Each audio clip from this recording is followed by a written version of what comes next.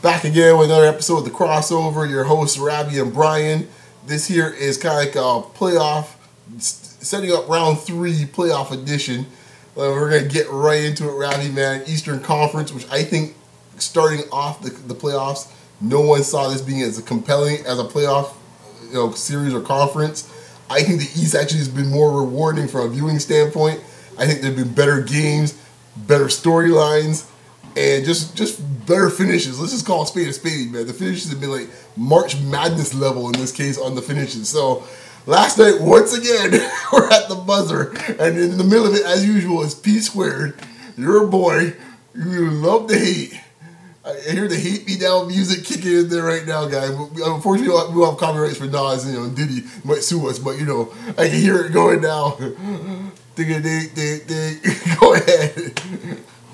Man, if I had some champagne, I would spit it to the camera just like Puff did in that video. Man. I thought about you the moment that thing was waved off. I said, oh, man, Robbie must have just grinning from ear to ear with that. I always say, with Pierce, I can appreciate the game, but I hate the name. Hate the name. I can appreciate the game, but I hate the name. Oh. I think Pierce was feeling himself, even for him, a little too much this series. He really got into the hype. This series, going back to the Toronto series, he's there tweeting out some stuff, and then the Toronto series just ramped him up. It just egged him up, egged him on, and now he was in full lather. Inglewood, feel me? Look, I understand. We know Pierce has been like this for years, so I appreciate Pierce for that old school type of bravado that you just don't get anymore in the league. So I appreciate that. It makes for good storylines. It makes for compelling TV. But boy, he was on 0 to 100 to quote Drake. He was on the 100 guy. He was ramped up. I mean, when he hits the 3 in Game 5, and he turns the Atlanta bench and says series. First thing, homeboy's math is completely off. If you happen to win the game, first thing, 8 seconds still left in the game. It's only a 1-point game, so that's a whole set of circumstances. But then you mentioned series, even if you had won the game, it's only 3-2. Okay, what? You think they're just gonna roll off and not show up to Washington? What? What the heck was he thinking? I think Pierce was he was a prisoner of the moment right there. The moment guy.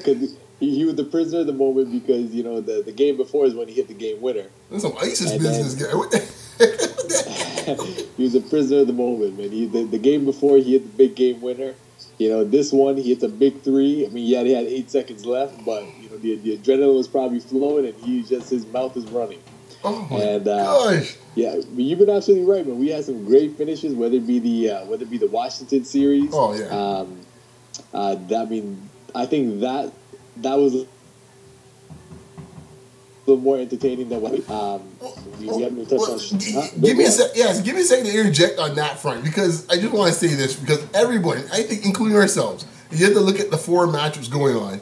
That was the least compelling matchup. That was pretty much, we always like to tease that as the NBA TV series, right? Correct. All right, but let's call a spade a spade. I think it was the most fun matchup of the 4 by far. By far, it hasn't been close. The games have been crazy. The runs have been unbelievable. The finishes we discussed. The trash talking going on. It's had a bit everything. Injuries in the middle of the series for star players. Coming back. It's like it had everything. They had a little bit of everything. They definitely had a little bit of everything in that one. I mean, we haven't even seen this how much Pierce, even though they lost it, Pierce antics is overshadowed. Because we haven't even given Horford some love for his game. What I'm saying? Horford was unbelievable in Game 5. I mean, he carried Atlanta when no one wanted the shot. Team went MIA. It was Korver was MIA the whole series. There's all these storylines going on. Beal just looked like a beast right now, man. I mean, they put that stat on him the other day, 20+ point games. I was like, holy cow! I didn't even realize he had that many already. So I mean, it was real fun. I must admit, I was looking forward to watching Atlanta whenever the games were coming on. I'll be honest with you, more so than even last night. If I had the 2 games I was looking forward to watch, that was the series I was looking forward to watch. Memphis Golden State was fun, but I was looking forward to that. But let's move on to the other side. And once again, our boy Eve with a great post there at the BBM about who owns Chicago. To quote my kid. Eve, first of all, it's a private, personal message to Eve. If you're watching this, Eve, I'm not speaking to you for at least 2 weeks for that post. How dare you besmirch the legacy, the good name of the red, black, and white Chicago. No, back up. Don't put down Eve. Whoa. Chicago did enough of that by themselves. Don't put that with that effort the other night. So don't put that on Charlotte. That's nothing to do with him. That's purely on Chicago. Because people want to rip on Toronto. Yeah, Toronto, they need to take that whooping. They earned that and then some. But what I saw was a strong second place for the bailout, and pretty much, yeah, we're done with this coach. Because, my goodness, those dudes were nowhere to be found. I mean, I'm still looking for them. I don't know if they drove down to Fort Wayne. I don't know where they are. Gary, I don't know. Like, I'm looking for them. Floyd, you see them in Indiana? Because I can't find them in Chicago. Those dudes, at the second quarter, there's no life in this game. I'm sitting there going, like, the lead's 12 at the point. I'm going with how Chicago's playing. This league feels like 20. Like, I think, definitely Game 4 was the turning point in that series, because going in late in the third quarter, going into the fourth, Chicago had 11 and 12 point lead. Mm-hmm. And that's the game where LeBron hit the game winner. The Mother's Day massacre. If you want to call it that. But I think that was a turning point in the game, because you're playing at home. You have a chance to go up 3-1 on a team like Cleveland with the best player in the game, and you let that slip away. I mean, these are the types of things that frustrate me with some of these teams in the playoffs right now. No. Because, like I said, you have a double-digit lead on your home floor, and you have a chance to really put this series in a stranglehold to go up 3-1 on these guys going back to Cleveland, and you let them back in the game, and you give LeBron that opportunity to hit it, to be in the position to hit that game winner at the end of Game 4 there. So, I mean, you look at little things. And I think the Clippers are going to be. We'll talk about them shortly, but they're in a similar situation. We'll get to that. Let me just interject once again, just so people understand what we're talking about. What even poster giving us a BBM. I'm sure it's floating around there, around the internet, as they say.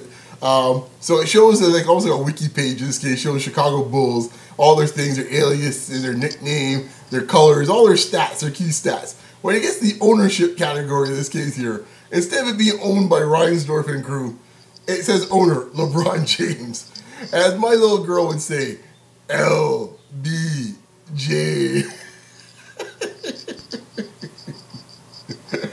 Dude, let me know how much dream about him at night, guy. I don't understand. Why he's now we initialize it. Oh, good Lord. You know what he is? Let me know right now. This is the equivalent to like Lenny Wilkins right now in your day, if you know what I'm talking about. Lenny's having cold sweats. Like, oh no, not again. Or Pat Riley. This is essentially the same thing. Let me know. He must have lost half his hair just about that one man. No matter what jersey it's in, the result's the same. Yeah, this iteration of the Chicago Bulls cannot get past one LeBron James. Well, that's the point I was about to mention. Here's the scary part. If you're picking sides, say you got to pick a team right now, right? As the teams are consisting now, not with injuries and stuff like that, just as they are right now, and how the state of the players are right now, you arguably can say that after you get past LeBron's your first pick, the next 5 dudes should be Chicago guys. Till you get to their Cleveland, you're not picking Kyrie with one leg. Like you're picking a pickup game right now. I mean, shout out to Kyrie. Kyrie played well in the series. No doubt. He had some great numbers in the series, but I mean, Chicago. I mean, but you got blown out. This is one of the reasons we touched on it during the regular season. We touched on it at the start of the playoffs with Thibs and the way he runs these guys, and I think it showed. Obviously, Gasol with the pulled hamstring. You had Noah, who just looked like a shell of himself. Well, why you keep passing the ball to Noah when he can't move? What the heck's that all about?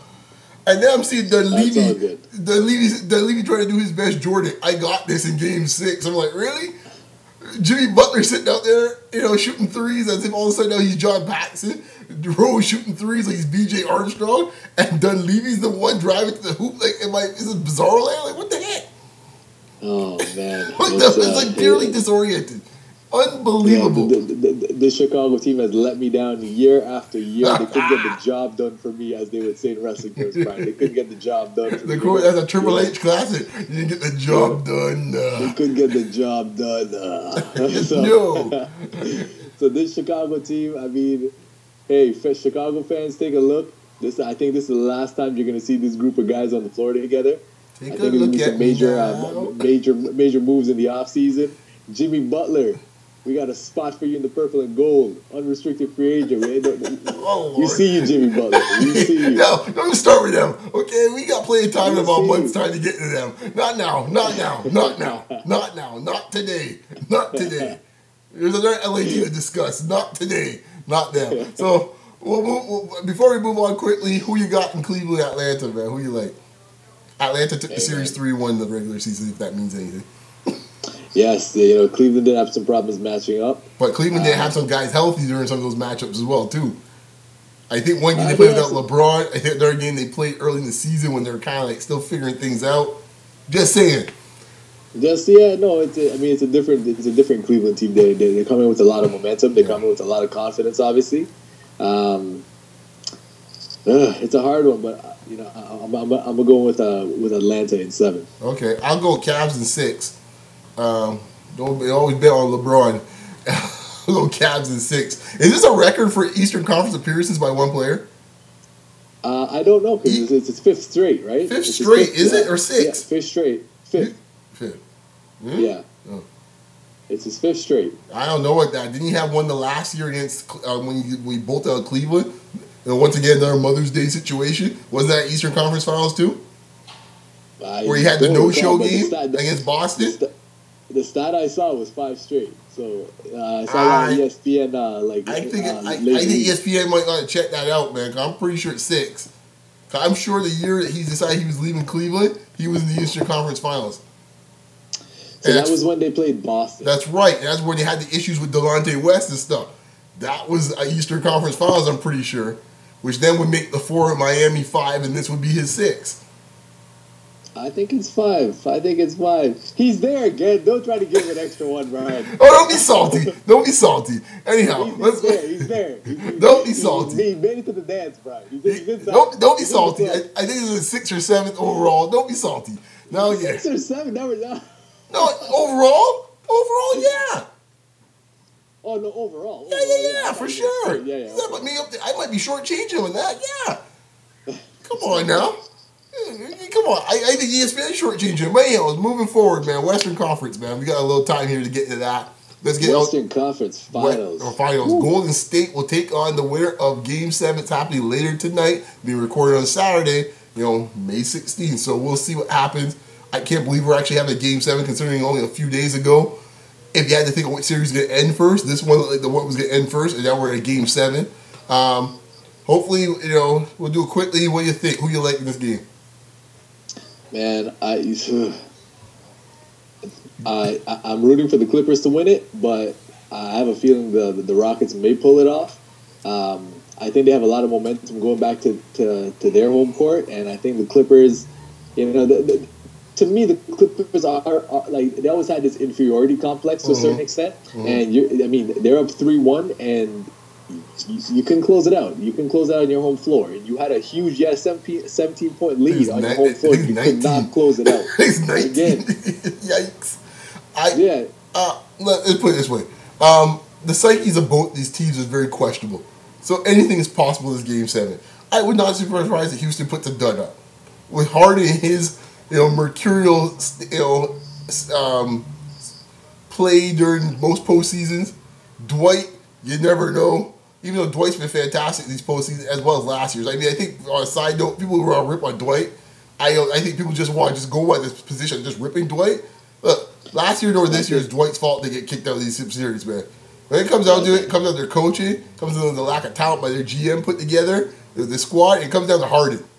Too much in and out games, man. It's all said and done. Yeah, last game Dwight was 20 points, 21 rebounds, right. And Houston got back into that game once Harden was on the bench, right? Which is ironic, yeah. And and Harden, Harden in this case here pretty much is like a one and done gunner in this case here. You know what it does is accelerates the other team's fast break offense. Clippers are a fantastic fast break team. That's a bad equation. So I honestly I think in this case here I think the Clippers know pretty much everything's on the line here, just like it was a week or 2 weeks ago.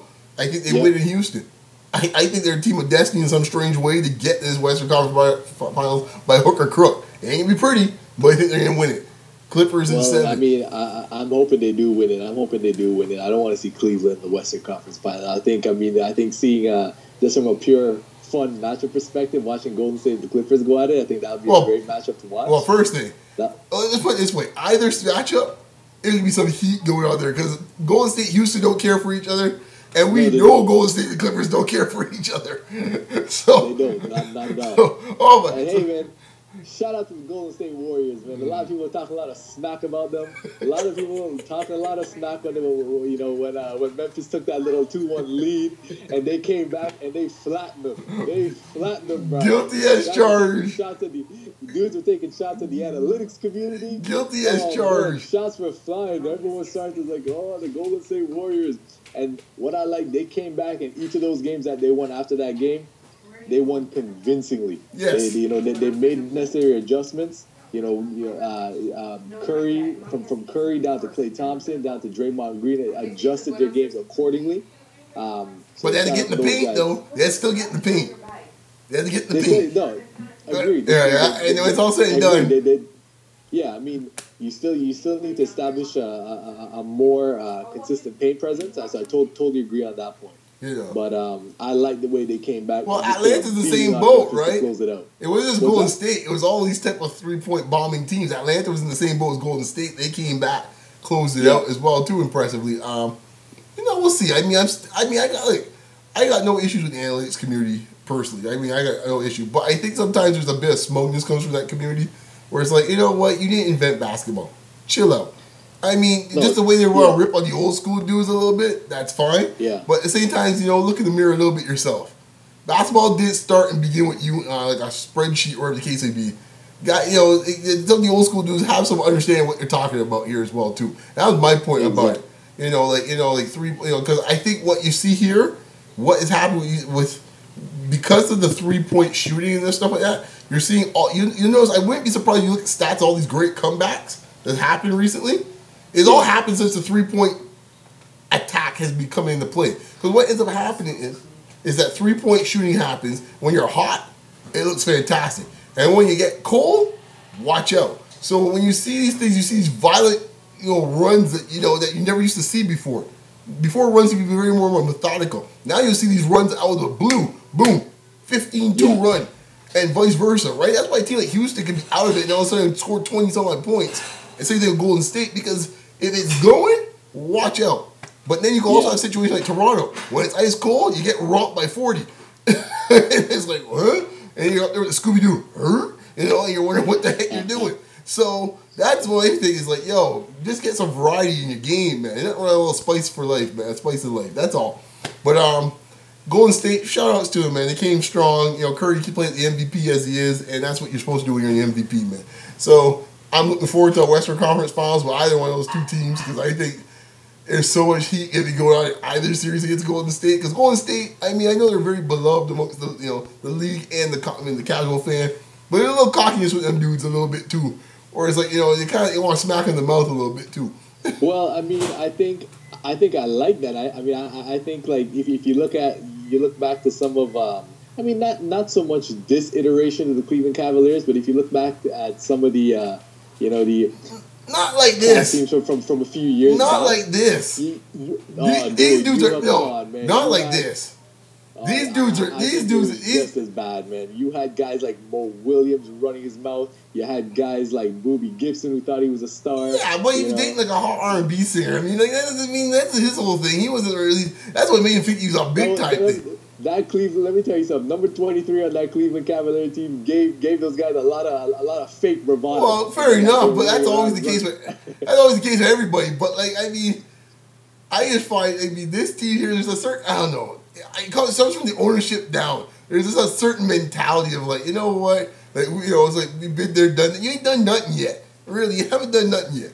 And I just feel like sometimes they walk around and they done something. Like, you ain't done nothing yet. That's all I'm saying. I like a lot of the players on the team. Hey, I got that. Like Draymond, like no, really? I hear you. Draymond alone. You, but I think that same thing can be applied for a lot of teams. Teams not like those dudes. Let me put it to you this way. If Blake Griffin was going around acting like how Draymond Green acts, he gets hate now. And Blake Griffin doesn't even run his mouth really. He might do a little posturing a little bit, but he doesn't really run his mouth.